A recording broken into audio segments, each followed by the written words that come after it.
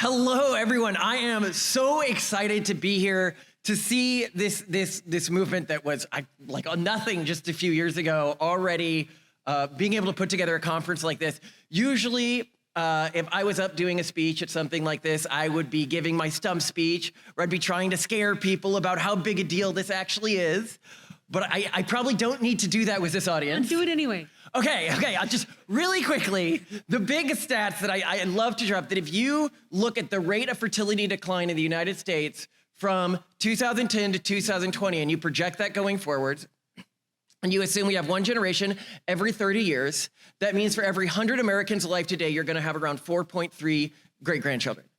And people, I talk about this, and progressives will be like, you can solve this with immigration. And I point out to them by the UN's own statistics, all the way back in 2019, Latin America collectively, so Central America, South America, and the Caribbean, fell below repopulation rate.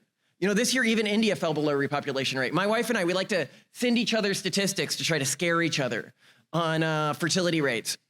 And one of the statistics I got today, which absolutely chilled me, because people know I started caring about this when I was working in Korea, and they have a desperately low fertility rate. Year over year for Q3, their fertility rate this year has fallen, I think it's 11.5%. That is catastrophic. The fertility rate in Seoul now, where a huge chunk of the population is only 0.54 now. So chilling numbers. Right, so instead of making you well aware of a problem that you're all quite aware of, though we would like to remind you, we're gonna try to share two counterintuitive points about pronatalism that we think may not be immediately apparent to all of you, and talk about some of the takeaways from that.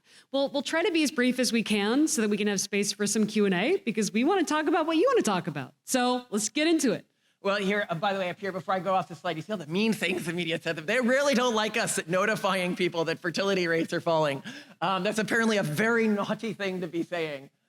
So before I went into this field, and going into this field, I saw something that was really obvious to me. It's within countries, the more conservative somebody is, the higher their fertility rate is going to be. This is something that I just think is intuitively obvious to everyone.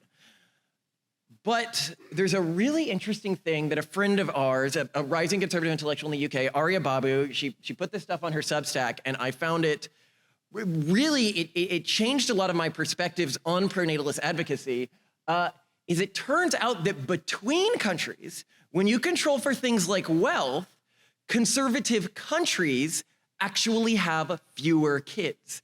This is even true when these ideas are directly tied to child rearing. So here you see the percent that agreed that a child will likely suffer if mother works. This was correlated with lower fertility rates. The similar study there. And here, this one really shocked me. A woman's duty towards society to have children. Now, these are small correlations, right? But I expected them to be significant correlations in the opposite direction. And I remember when we mentioned this on our podcast, one of the comments was like teasing us, and they go, ha, ha, ha, yeah, well, like, what about fertility rates in Iran? I'm like, well, you might not know this, but Iran actually has a massive fertility problem, and it has for a while now.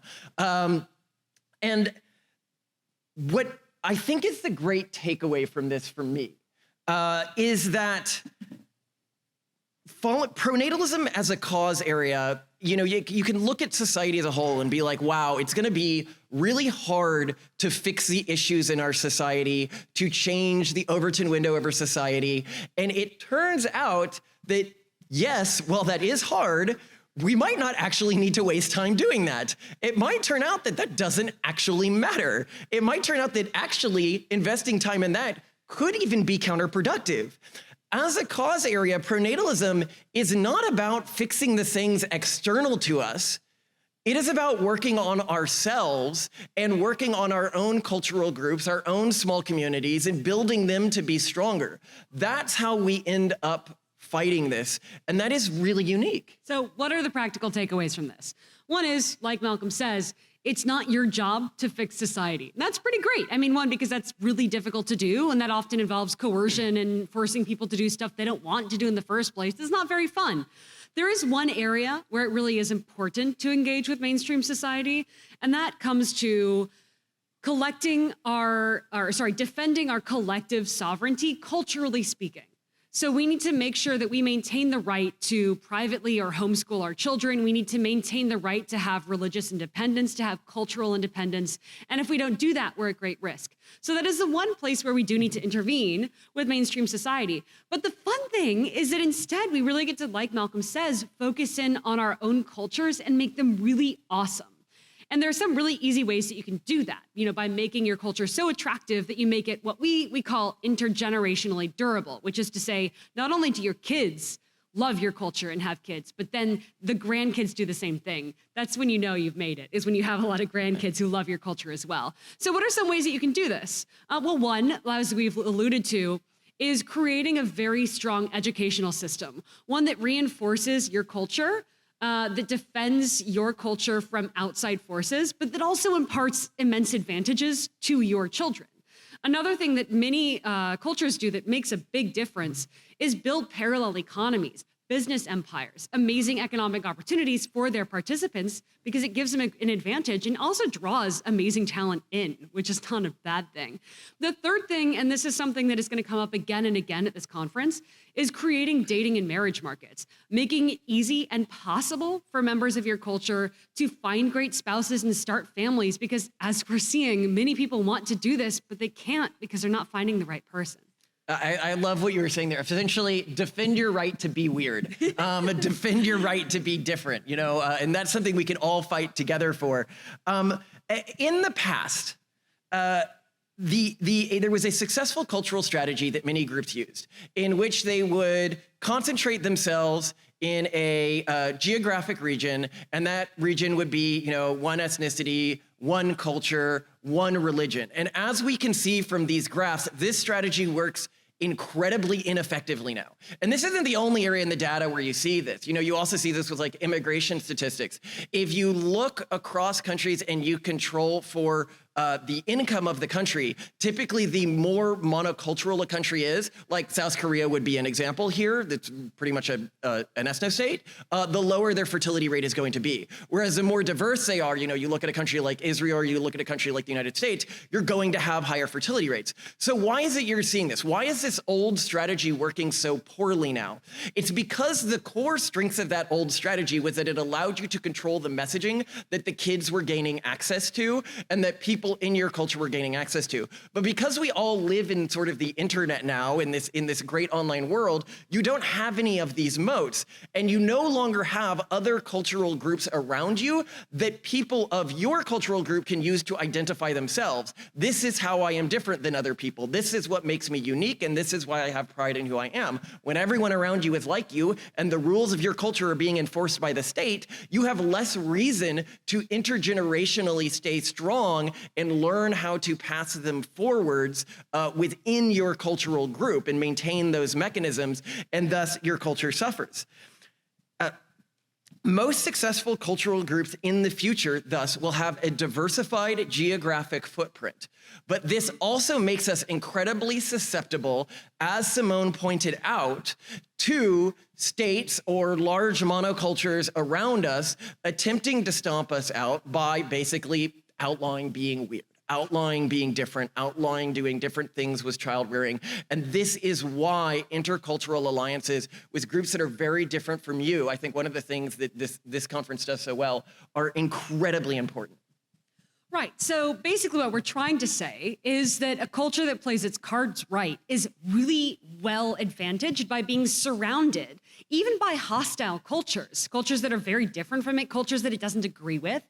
And a lot of that comes down to competition fostering a sense of purpose, a sense of pride, and sharpening you. So when you're surrounded by forces that make you sharp, you have a huge advantage. And if you are in a giant monoculture, you kind of degrade and fester. You're not forced to stay on your toes. There's also another advantage to being surrounded by other cultures so long as you're observing them and learning about them, which is you're able to see the mistakes that they make and learn from them. If you see that they're adopting cultural technologies that are ultimately causing people to hemorrhage, well, let's stay away from that. But if you see, for example, that they have some amazing matchmaking mechanism that's enabling them to form families at younger ages that stay together, well, maybe we should adapt that for our culture. So it really enables you to more quickly than naturally gain an advantage as a culture and do even greater and more wonderful things. But then the question does come back to, well, if you do live in a pluralistic society, and if you're not air-gapped like the Amish, obviously one approach is to just say, we're gonna cut off all ties, we're gonna go totally offline, but that has its disadvantages that Malcolm's about to talk about. How do you survive? How do you make sure you're not hemorrhaging people? Well, in a modern society, we think that there's really two key things. One is you really have to focus, rather than sheltering your children, you need to annotate things for your children. So you have to assume that they're going to get access to everything you're afraid of. So you have to decide when you're going to introduce it to your children, and you have to annotate it. You have to give context. You have to say, this is why we don't do this. This is the danger of doing this. This is the damage it can cause, instead of pretending it doesn't exist. Because it will happen. In a globalized world with access to the internet, every argument against your religion or culture, every argument against your lifestyle will be presented to your children. You need to head that off and have them already aware of the counter arguments and where the weaknesses in those attacks lie. And many cultures aren't doing that. The other thing is we're very big proponents of the carrot versus the stick. Cultures used to use sticks a lot when it came to like, stay in our culture, because otherwise the stick. But really, we found that like cultural amenities are the things that are keeping people in cultures. Consider the Amish, for example. This is a pretty extreme culture, which, by our comfortable standards can, be pretty austere. How are the Amish not hemorrhaging people when, these people don't have cell phones and YouTube and all these amazing, wonderful things? Well, it's really interesting that, despite Rumspringa existing, where Amish youth have the option to sample other cultures, go out there, experience life, they come back at really high rates. In fact, their retention rates are getting higher over time. Why is this? They have a carrot policy. Their cultural amenities are so compelling that people come back after they've seen what else is out there, because you can have an amazingly meaningful life, a very supportive community, even wonderful healthcare support, find a wife easily. It's a really good lifestyle. And so we really want people to think about that more when they think about what it is that's going to make their culture intergenerationally durable. Yeah, and I just to add to that, we're so fortunate that sort of the urban monoculture, that's the dominant culture in our society, has made this such an easy sell to our children. You just point out rising suicide rates, you just point out rates of mental illness, you just point out what the celebrities say about their actual rates of happiness, and you're like, you see, there is nothing there for you. And it's such a strong argument. But then here's the other statistic that really shocked us that we saw recently. It is the rapid decline in faith that we are seeing. And our podcast, and this matters for fertility rates. I remember before my mom passed, she passed us last year, she's like, Malcolm, you're really publicly tying yourself to this whole fertility rate thing. How can you be sure this isn't gonna be a fad? And then I look at stuff like this and I'm like, it is going to get infinitely worse in the near future, because faith and religious traditions did a good job of applying an exogenous pressure outside of just how happy they would make you to motivate people to have kids. Now, we are, at least coded secular, and so we talk with a lot of Gen Z conservatives who come from traditional, who come from religious backgrounds, and we've noticed a new trend, and we think that this is part of why, millennials and Gen X do not see how rapid rates of religiosity are declining, and it is because when we talk to this Gen Z people, they, from the perspective of a millennial or Gen Xer, would still look like conservative religious individuals, yet they have lost their faith. And it is because they didn't lose their faith out of anger to the traditions, which I think was the core thing when we were growing up, I don't like the rules. They lost their faith because they just weren't convinced. And this means they're not telling their parents about this, so their parents don't realize how big this is. The loss of faith and the moving out of traditional cultures we are seeing in our society is beginning to become logarithmic. And this is, and the way that some people are responding to this really worries us, because they think that they can just do what their ancestors did, but louder and angrier. And this is incredibly ineffective, as this data is showing. Actually, when I first saw this data, I want to mention here, I thought, well, maybe this is some liberal nonsense, right? That is just so I decided to go to the most conservative looking article I can to see if I could find similar stats. And see, they're trying to spin this as a positive, but these stats are broadly in line with the other stats I was looking at. So I was like, okay, this is probably a real thing that's happening. So this going back to the old ways, it's a bit like, when European colonists were first landing in some areas and people were attacking them and they had Gatling guns and people were running at them with spears, and it's just this human tragedy. You see wave after wave, and I think we're seeing that again, whereas the urban monoculture and the cultural forces that control our society are just endlessly more sophisticated than what the old ways can counter on their own without updating themselves to be more resistant to these trends. And I want to point out that this urban monoculture that is doing this, right, ultimately it's going to die out because it can't motivate fertility itself, right? But just because it's ultimately going to die out, just because it's not a contender in sort of this great game of civilization, doesn't mean it's not a threat. It reminds me of this game I play, Civilization. The barbarians are still a threat. They may not be a competing civilization, but they can still be a threat to you. They can still wipe out your little empire. What this means, though, is that basically technophilic and pronatalist cultures, these are the few cultures that are going to build the future. They may not be the highest in human count in the future, but they're the ones who are building the infrastructure. They're the ones who are taking us off planet. They're the ones who are really making what's meaningful. And a lot of those people are in this room. This is a small group. So it's incredibly invigorating for us to be here because we realize this is the future. And all of you are building the future. Now, what we'll be able to do even more if we form a loose alliance, if we learn from each other, and if we collectively defend our cultural sovereignty from homogenizing forces that are basically out to get us in the middle of its death throes. So yeah. So so these graphs, there's a disheartening way to look at it, and there's a heartening way to look at it.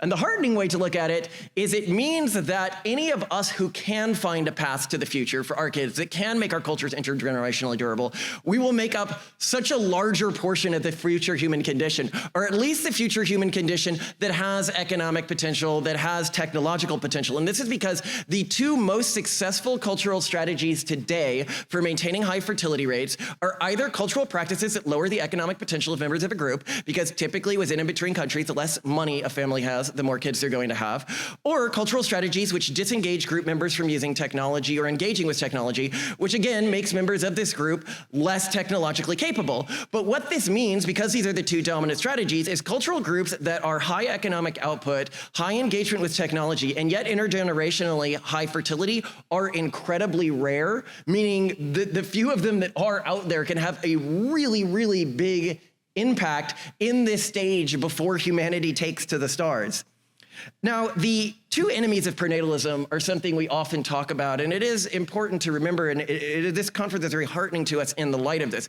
The big one right now is the urban monoculture, and it's not like, at least from our perspective, evil or anything. It works by telling people, if you join us, you can do whatever makes you happy whenever you feel like doing it, so long as it doesn't interfere with other people and, be validated for however you want to perceive yourself. And that's actually, it sounds like a really nice thing, but it's very bad at motivating people to make sacrifices. And having kids, a lot of kids, above repopulation rate, is a sacrifice. 5, 6 kids, that's a sacrifice. And because this group is unable to repopulate itself, it can only continue its existence by poaching children from nearby demographically healthy cultural groups. And of course, this creates contention. But as she pointed out with the Amish study, intergenerationally, it will eventually get worse and worse at doing this, or it will deplete the populations it can take kids from. And then it begins to import kids, but those cultures have gotten pretty good at preventing it from taking their kids as well. So then the next enemy of prenatalism, and the bigger enemy of prenatalism that we are really fortifying ourselves against, are cultural groups that are high fertility, but believe that everyone on this planet needs to think like them, and anybody who doesn't think like them needs to go. And we view this existing urban monoculture, that reminds me of this book I read when I was a kid, The God Emperor of Dune. I really liked it. In the book, the thesis is that essentially an emperor is acting so autocratic and so evil that many different cultural groups that historically had always been scheming against each other, had always been antagonistic against each other, finally had a motivation to learn to intergenerationally work together because they had dealt with a force that was so authoritarian and cruel. And I hope that the urban monoculture can act like that for us today. And I am heartened and believe it will. When I look at the diversity of people here, we have, conservative Mormons, we have tradcasts, we have atheists, we have people like us, like weird secular religions of a mostly like ultra-Orthodox and immigrant fan base. And this makes me so heartened because it shows that at the birth of this movement, it started with people who were incredibly different from each other, incredibly different in their goals for the future of our species, understanding that we had common goals and it made sense to work together. And I hope, when I look at this small venue here and I look at this small group here, but I look at the trends that we see getting worse every year, that as this event grows year over year and becomes a giant thing that's entire hotels worth of stuff, that we are able to maintain this spirit of diversity matters because we are different, and we can learn to work together and appreciate the things about us that are different. So that's the gist of what we have to say. Do we have a little bit of time for Q&A? Yeah? All right. So does anyone have any questions or things that they might like us to address before we tiptoe off? Go ahead. Hey, so can we get you on mic for the recording? Oh, yeah. You insist? All right. Let's make sure it's on. Does this work now? Yes. There you go. So you talk about our culture, right? And I think implicit in your messaging is the idea of the either creation or propagation of a new culture or an existing culture. So can you articulate what that culture is in your mind? Because at the beginning you're talking about that, but at the end you're talking about the importance of diversity. But what does your culture and your vision for your culture look like? Well, I mean, Simone and I have built a culture for our family like our ancestors did. We come from a pretty unique cultural group, which is the Calvinist cultural group, and they historically, if you look at Scott Alexander wrote a piece called Puritan Spotted, where he says that like one of the traditions of this culture is always trying to create new religions or coming up with new heresies. And that's really what we do, okay? Like, it's clear we're kind of cultural weirdos, but what makes us cultural weirdos, and when I look at any high fertility group, they're going to look like weirdos from the perspective of the dominant cultures in our society, because the dominant cultures in our society are so low fertility. So when I say our culture, like, I sort of mean two things. I can mean my family's culture, right? Which we do hope thrives through our kids and stuff like that, but also the wider pronatalist cultural group, which is more like an umbrella culture. Like a culture can be up of many microcultures with it. Yeah, I'll elaborate on that a little bit. Malcolm wrote a book called The Pragmatist Guide to Crafting Religion, where he talks about the role that culture plays, especially in pronatalism. And the way he puts it is, as soon as humans started living in complex environments, where it was sort of something beyond what evolution and our instincts could really handle, humans started evolving culture. And culture started to evolve basically as a software that runs on top of our biological hardware and enables us to deal with complex societies and civilizations. Now, that's been great throughout humanity. We developed things like hand washing well before we understood things like germ theory, which have really enabled us to survive and thrive in ways that otherwise we would not be able to if we were just running on instinct. The problem is, now that we've reached an era of modernity, of globalization, of diversity, in which people have the choice for the first time really ever to not really adhere to what we call a hard religion, where you have to do hard stuff, give things up, have unpleasant things happen. People are now, for the first time ever, stripping out that software. They're not replacing it with anything. They're just hitting delete.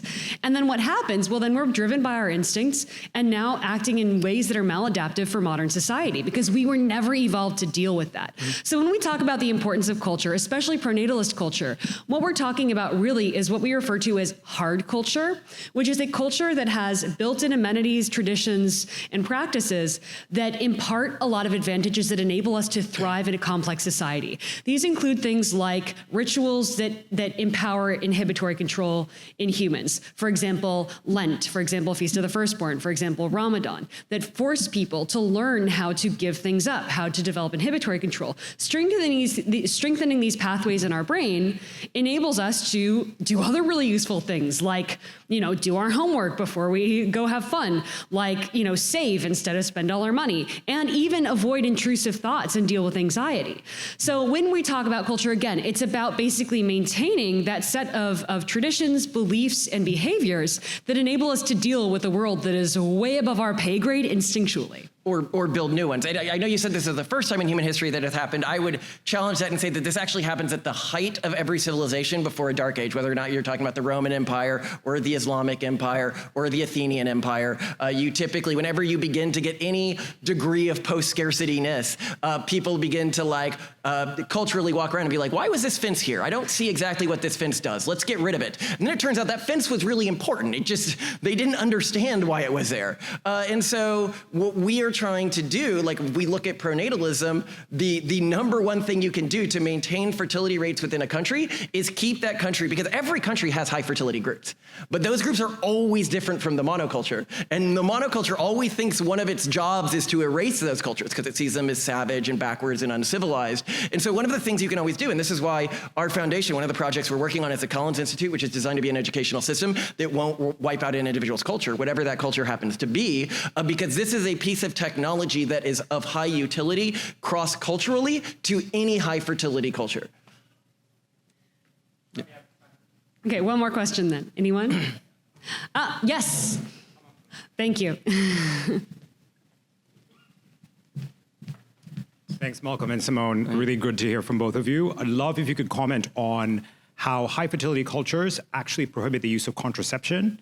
And the fact that we think about sort of low fertility today, it's mainly because of the fact that the uptake of contraception is so high that it really, really depresses the sort of just natural ability of most women to have children in a way that wasn't the case 60, 70, 100 years ago.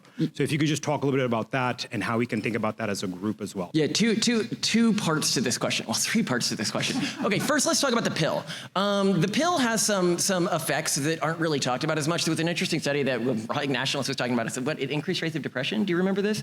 And then there's a lot of stuff going on. Yeah, there's a lot of stuff going on there where it could have longer term effects, and that's one thing. But then there's the question around things like abortion. Like if you ban abortion, is that going to increase fertility rates? Well, Romania tried this during its communist period. It causes, so we know what it does. It causes a sharp uptick in fertility rates and then a crash in fertility rates a few years later. If you look at like the EU, you've got countries like Malta that have one of the strictest anti-abortion regulations, and it's got a fertility rate of like 1.3. Whatever you think of the ethics of that, it doesn't seem to be a solution. But then there's things like condoms and stuff like that, right? Personally, I'm like, I do not want the way we fix fertility to be to get people to accidentally have kids that they didn't plan on having. I think it would be better if we can get people to intentionally want to have more kids. Like, the really interesting thing about pronatalism is often I'll get people who come to me and they're like, hey, I don't want kids. Like, what do you think of that? Like how are you gonna convince me to have kids? And I'm like, I thank God that I was not tasked by God to be Noah, because being Noah, some of these animals, these unicorns, would have come up to me and start sassing me, and I'd be like, bro, I now you have convinced me the world is better without unicorns. Go away. And I think that this is true with fertility blocking technology, where I guess I don't see it as it's that bad a thing. I do think that you could knock fertility rates up a bit, and some cultures use fertility blocking technology to get their fertility rates up a bit, but my understanding is even in regions where this stuff is pretty shamed, fertility rates are still taking a pretty big hit. And we've got to keep in mind, like, condoms are like joke league fertility blocking technology. We are about to enter a world in which my kids will be able to marry an AI-generated wife who will look perfect to them, always be nice to them, always be kind to them. Like, you don't even need like the pill and condoms when you have AI simulated husbands and wives. Like we can try to fight whatever the last generation did that blocked fertility, and this is just a constant Red Queen race, where you're as fast as you run, it will always be running fast enough to keep up with you.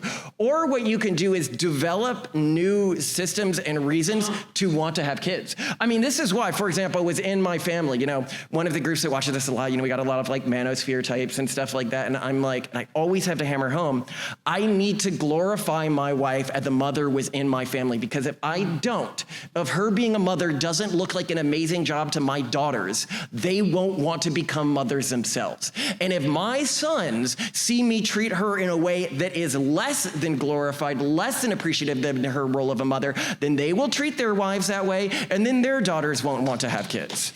Oh. Well, maybe I'll leave on that. You're so sweet. But yeah, no, we definitely, we think that the bigger issue, first and foremost, is motivating people to be excited about having kids, showing how great parenthood is. And when you look at, I think, contraception in the past, people have always found ways to not have kids, to participate with some form of birth control, whatever it may be, often quite dangerous, even at great personal risk. Oh, a great example of this is, people might not know this, but like the heart, there's a thesis that the heart symbol that we use for heart today, like it doesn't look like a heart in a person, right? That it was actually the shape of a leaf that was used in a contraceptive in ancient Greece, and yet this plant is now extinct. That is how much people engaged with the use of this plant. It is now extinct, and we don't know what plant it was. Continue. Right, so motivating people to be excited about this. You know, women used to die in childbirth at insanely high rates. I mean, I think, you know, we talk about all these things that are disincentivizing women from having kids now, when in the past, childbirth was way more painful, way more dangerous, and way more deadly, and women were killing themselves, often quite literally, to have kids. 1 tooth for every 2 kids we learned today. Yeah, and people were losing, teeth per kid, but also their lives. I mean, huge risk, huge pain. All of this was extremely dangerous and often quite heartbreaking, because they would lose kids as well. So really, like, the sticks back then, the disincentives from having kids back then were really high. That speaks to how high motivation to have kids was, how idolized women were for having kids, how meaningful it was to have kids. That's what we need to be focusing on. Not how do we stop people from mistake babies, but how do we encourage people to be excited about it again. But thank you all so much for coming to this conference. We can't wait to meet all of you and talk with you and build alliances that last into the future with our generational, you know, kids. So anyway. Until we get on the starships and build the empire of man. May our children intermarry. So it's really good to meet all of you. Thank you so much for coming out, and let's talk more.